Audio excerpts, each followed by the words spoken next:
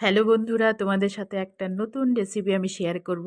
আমার কাছে টেস্টি লেগেছে বলেই আমি তোমাদের সাথে শেয়ার করছি। দুপুরে ছিল অরহরের ডাল, আলু পটলের ডালনা, বেগুন পোড়া, আলু, ভেন্ডি, পটল, মিষ্টি কুমড়ো সেদ্ধ। এটা আমার খুব প্রিয় খাবার। আর 2 রকমের বাটা আছে আর মিষ্টি কুমড়ো ভাজা আছে। এই 2 রকমের বাটার মধ্যে একটা বাটা তোমরা খেয়েছো কিনা জানি না, তবে পটলের খোসা বাটা তোমরা সবাই খেয়ে থাকো এবং নানান ধরনের খোসা বাটা বা লাউ পাতা বাটা, নানান ধরনের পাতা বাটা আমিও খেয়েছি, তোমরাও খেয়েছো।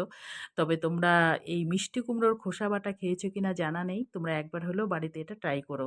মিষ্টি কুমড়োর খোসাটা ভেজে নেবে, কাঁচা লঙ্কা, কালো জিরে, রসুন, এমন কিছু নয়। যেমন পটলের খোসা বাটা হয় ঠিক ওই রকমভাবে আজকে আমি কিন্তু পটলের খোসাও বাটা করেছি, ঠিক একইভাবে।